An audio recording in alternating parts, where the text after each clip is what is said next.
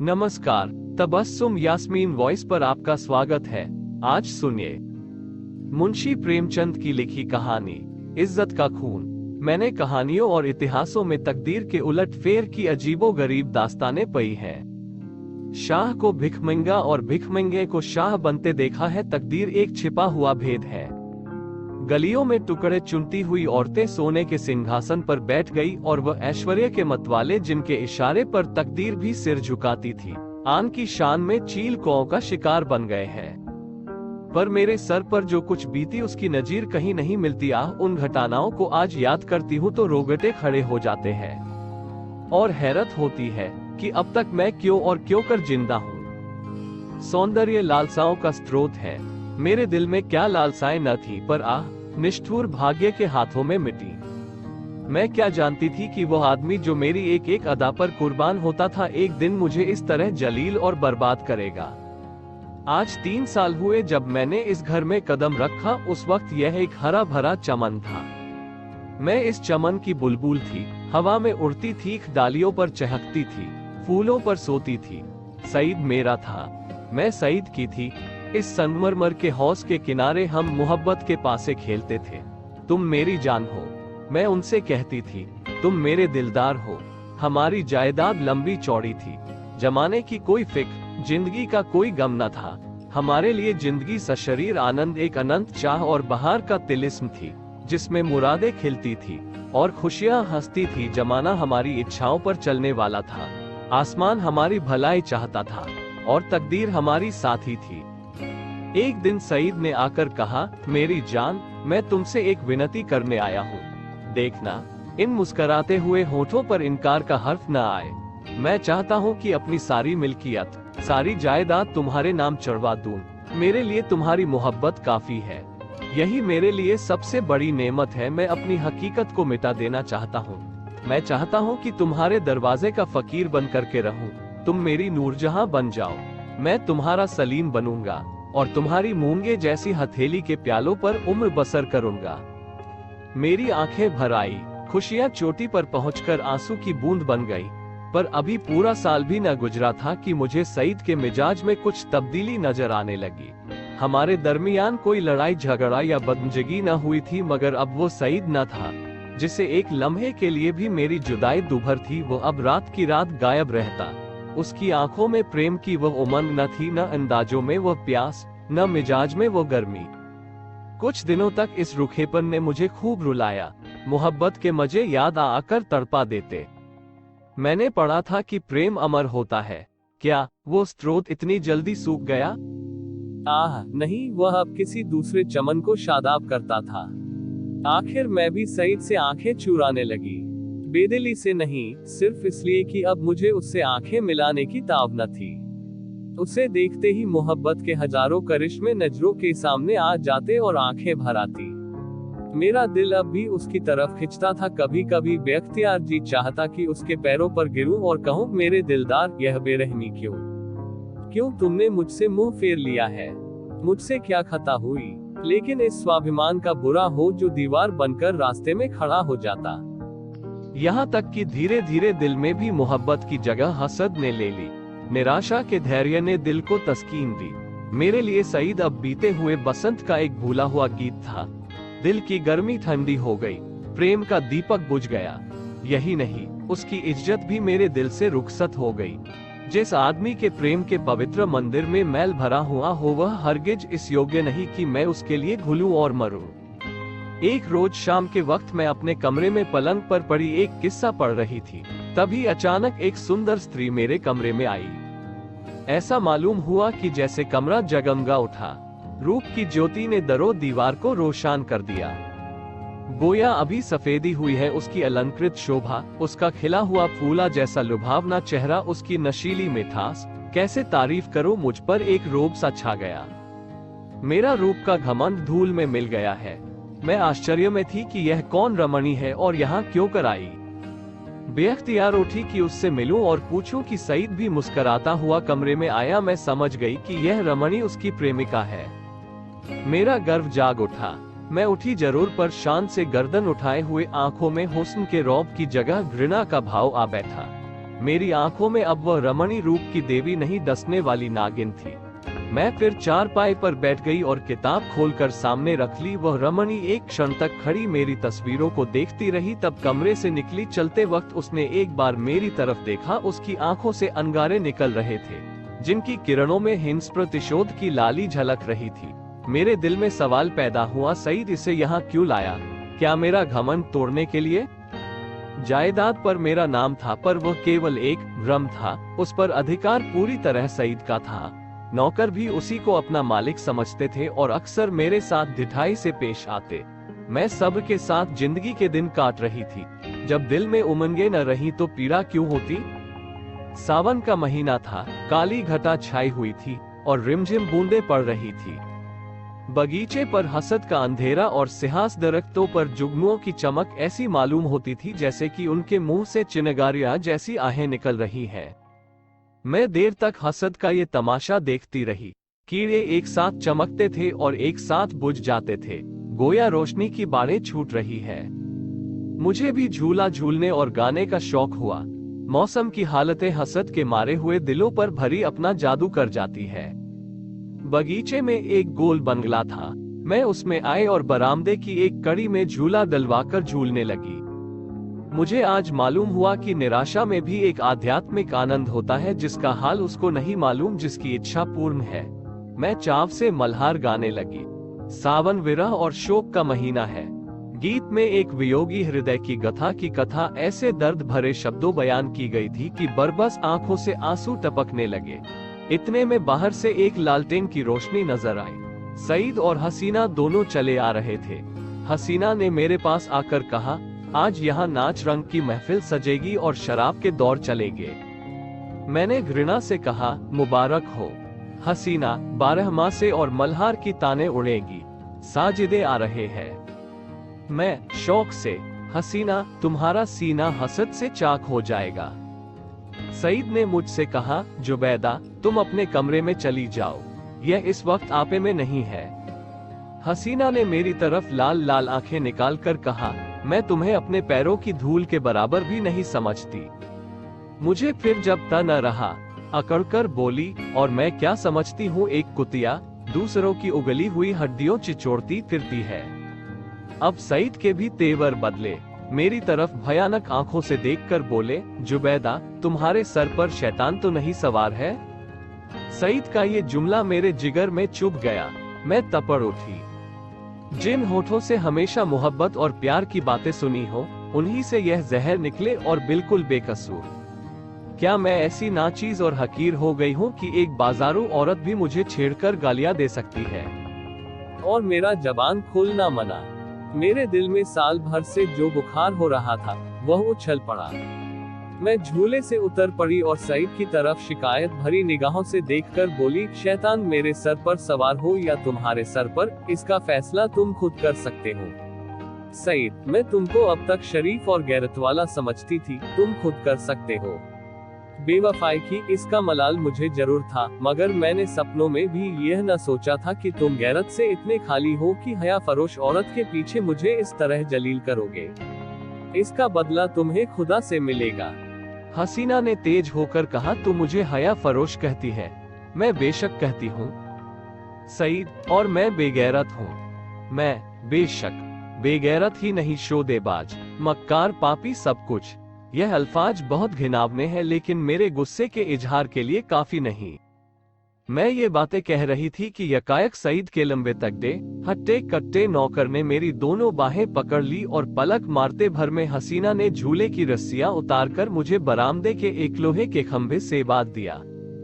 इस वक्त मेरे दिल में क्या ख्याल आ रहे थे ये याद नहीं, पर मेरी आंखों के सामने अंधेरा छा गया था।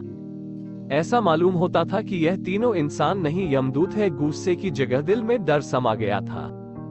इस वक्त अगर कोई रौबी ताकत मेरे बंधनों को काट देती, मेरे हाथों में आबदार खंजर दे देती, तो भी तो जमीन पर बैठकर अपनी जिल्लत और बेकसी पर आंसू बहाने के सिवा और कुछ न कर सकती। मुझे ख्याल आता था कि शायद खुदा की तरफ से मुझ पर यह कहर नाजिल हुआ है। शायद मेरी बेनमाजी और बेदीनी की यह सजा मिल रहा है। मैं अपनी पिछली जिंदगी पर निगाह डाल रही थी कि मुझसे कौन सी गलती हुई हो जिसकी यह सजा है। मुझे इस हालत में छोड़कर तीनों सूरतें कमरे में चली गईं। मैंने समझा मेरी सजा खत्म हुई, लेकिन क्या ये सब मुझे यूं ही बंधा रखेंगे?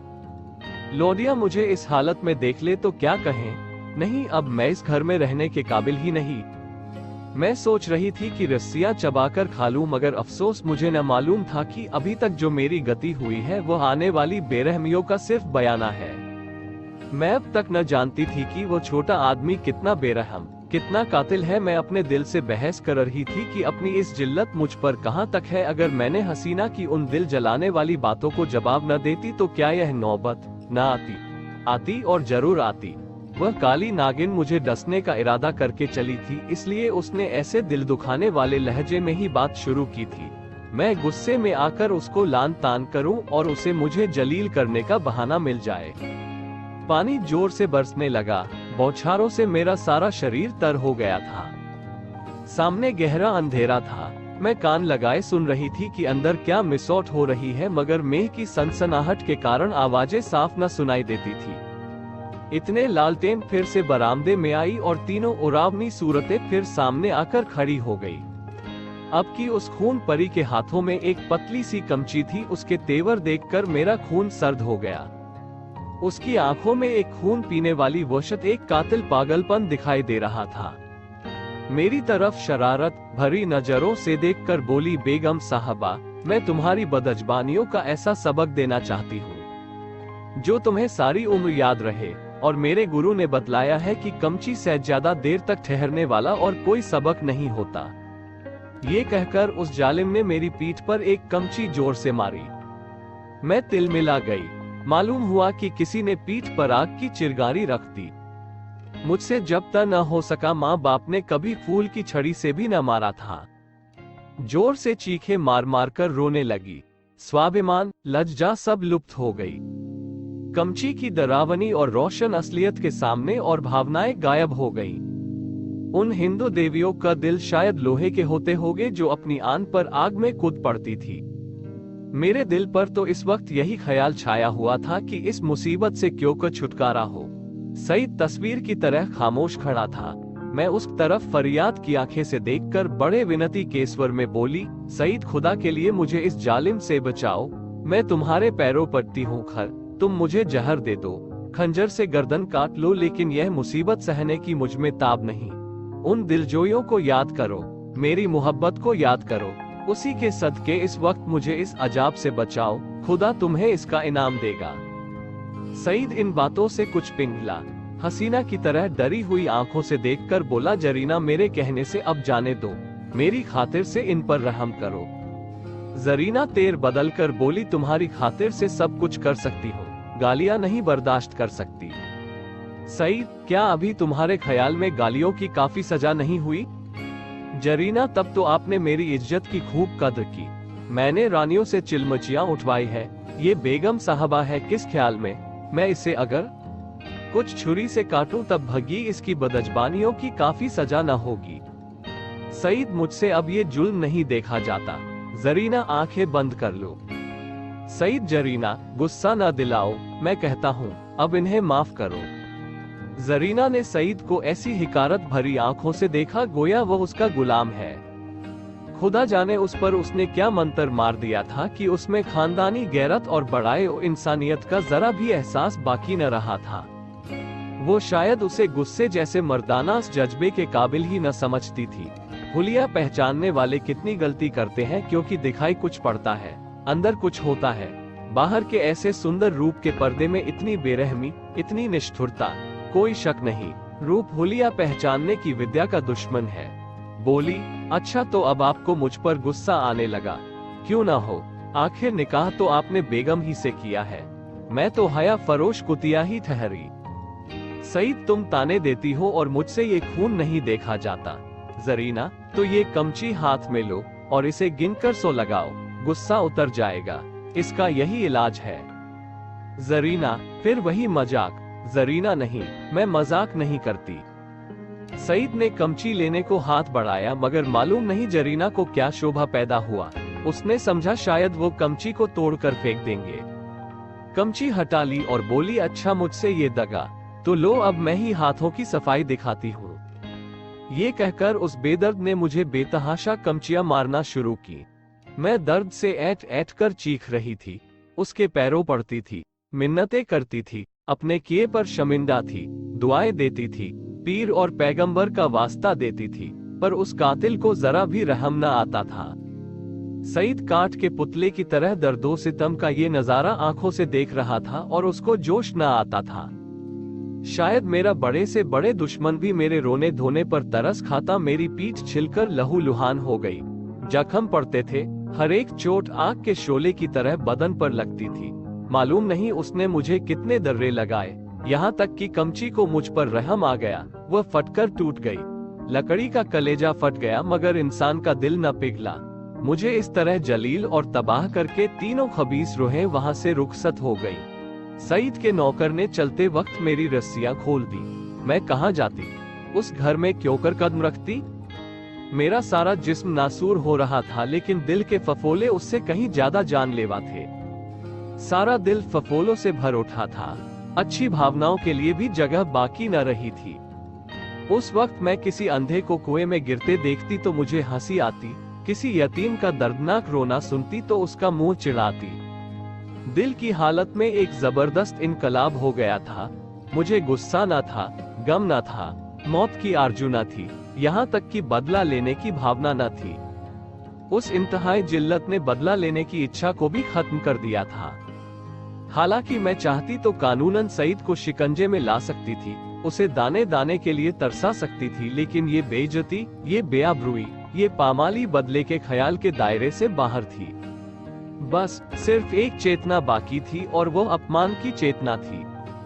मैं हमेशा के लिए जलील हो गई। क्या ये दाग किसी तरह मिट सकता था? हरगिज नहीं। हाँ, वो छिपाया जा सकता था और उसकी एक ही सूरत थी कि जिल्लत के काले गड्ढे में गिर पड़ूं ताकि सारे कपड़ों की सियाही इस सियाह दाग को छिपा दे। क्या इस घर से बियाबान अच्छा नहीं जिसके पेंदे में एक बड़ा छेद हो गया हो? इस हालत में यही दलील मुझ पर छा गई। मैंने अपनी तबाही को और भी मुकम्मल, अपनी जिल्लत को और भी गहरा, आने काले चेहरे को और भी काला करने का पक्का इरादा कर लिया। रात भर मैं वहीं पड़ी, कभी दर्द से कराहती और कभी इन्हीं ख्यालात में उलझती रही। ये घातक इरादा हर क्षण मजबूत से और भी मजबूत होता जाता था। घर में किसी ने मेरी खबर न ली। पांव फटते ही मैं बागीचे से बाहर निकल आई। मालूम नहीं मेरी लाज शर्म कहाँ गायब हो गई थी। जो शख्स समुंदर में गोते खा चुका हो उसे ताले तलियों का क्या डर। मैं जो दरो दीवार से शर्माती थी, इस वक्त शहर की गलियों में बेधड़क चली जा रही थी। चोर कहाँ? वहीं जहाँ जिल्लत की कद्र है, जहाँ किसी पर कोई हंसने वाला नहीं, जहाँ बदनामी का बाजार सजा हुआ है, जहाँ हया बिकती है और शर्म लुटती है। इसके तीसरे दिन रूप की मंडी के एक अच्छे हिस्से में एक ऊंचे कोठे पर बैठी हुई मैं उस मंडी की सैर कर रही थी। शाम का वक्त था। नीचे सड़क पर आदमियों की ऐसी भीड़ थी कि कंधे से कंधा छिलता था। आज सावन का मेला था। लोग साफ सुथरे कपड़ा पहने कतार की कतार दरिया की तरफ जा रहे थे। हमारे बाजार की बेशकीमती जिन्स भी आज नदी के किनारे सजी हुई थी। कहीं हसीनों के झूले थे, कहीं सावन की मीत, लेकिन मुझे इस बाजार की सैर दरिया के किनारे से ज्यादा पुरलुत्फ मालूम होती थी। ऐसा मालूम होता है कि शहर की और सब सड़कें बंद हो गई हैं। सिर्फ यही तंग गली खुली हुई है और सबकी निगाहें कोठों ही की तरफ लगी थी। गोया वो जमीन पर नहीं चल रहे हैं, हवा में उड़ना चाहते हैं। हाँ, पढ़े लिखे लोगों को मैंने इतना बेधड़क नहीं पाया। वह भी घूरते थे मगर कनखियों से। अधेड़ उम्र के लोग सबसे ज्यादा बेधड़क मालूम होते थे। शायद उनकी मंशा जवानी के जोश को जाहिर करना था। बाजार क्या था, एक लंबा चौड़ा थिएटर था। लोग हंसी दिल लगी करते थे, लुत्फ उठाने के लिए नहीं, हसीनों को सुनाने के लिए। मुंह दूसरी तरफ था, निगाह किसी दूसरी तरफ। बस भांडों और नक्कालों की मजलिस थी। यकायक सईद की फिंटन नजर आई। मैं उस पर कई बार सैर कर चुकी थी। सईद अच्छे कपड़े पहने अकड़ा हुआ बैठा था। ऐसा सजीला, बांका जवान सारे शहर में न था। चेहरे मोहरे से मर्दानापन बरसता था। उसकी आंख एक बार मेरे कोठे की तरफ उठी और नीचे झुक गई। उसके चेहरे पर मुर्दनी सी छा गई, जैसे किसी जहरीले सांप ने काट खाया हो। उसने कोचवान से कुछ कहा। दम के दम में फिटन हवा हो गई। इस वक्त उसे देखकर मुझे जो द्वेषपूर्ण प्रसन्नता हुई, उसके सामने उस जानलेवा दर्द की कोई हकीकत न थी। मैंने जलील होकर उसे जलील कर दिया। यह कटार कमचियों से कहीं ज्यादा तेज थी। उसकी हिम्मत न थी कि अब मुझसे आंख मिला सके। नहीं, मैंने उसे हरा दिया, उसे उम्र भर के दिले कैद में डाल दिया। इस कालकोठरी से अब उसका निकलना गैर मुमकिन था, क्योंकि उसे अपने खानदान के बड़प्पन का घमंड था। दूसरे दिन भोर में खबर मिली कि किसी कातिल ने मिर्जा सईद का काम तमाम कर दिया। उसकी लाश उसी बागीचे के गोल कमरे में मिली, सीने में गोली लग गई थी। 9 बजे दूसरे खबर सुनाई दी, जरीना को भी किसी ने रात के वक्त कत्ल कर डाला था। उसका सर तन जुदा कर दिया गया। बाद में जांच पड़ताल से मालूम हुआ कि ये दोनों वारदातें सईद के ही हाथों हुई। उसने पहले जरीना को उसके मकान पर कत्ल किया और तब अपने घर आकर अपने सीने में गोली मारी। इस मर्दाना गैरतमंदी ने सईद की मोहब्बत मेरे दिल में ताज़ा कर दी। शाम के वक्त मैं अपने मकान पर पहुंच गई। अभी मुझे यहाँ से गए हुए सिर्फ 4 दिन गुजरे थे, मगर ऐसा मालूम होता था कि वर्षों के बाद आई हूँ। दरदीवार पर हसरत छाई हुई थी। मैंने घर में पांव रखा तो बरबस सईद की मुस्कराती हुई सूरत आंखों के सामने आकर खड़ी हो गई। वही मर्दाना हुस्न, वही बाकपन, वही मनुहार की आंखें। बेअख्तियार मेरी आंखें भर आई और दिल से एक ठंडी आह निकल आई। गम इसका न था कि सईद ने क्यों जान दे दी, नहीं, उसकी मुजरिमाना बेहिसी और रूप के पीछे भागना, इन दोनों बातों को मैं मरते दम तक माफ न करूंगी। गम ये था कि यह पागलपन उसके सर में क्यों समाया। इस वक्त दिल की जो कैफियत है, उससे मैं समझती हूँ कि कुछ दिनों में सईद की बेवफाई और बेरहमी का घाव भर जाएगा। अपनी जिल्लत की याद भी शायद मिट जाए, मगर उसकी चंदरोजा मोहब्बत का नक्श बाकी रहेगा, और अब यही मेरी जिंदगी का सहारा है।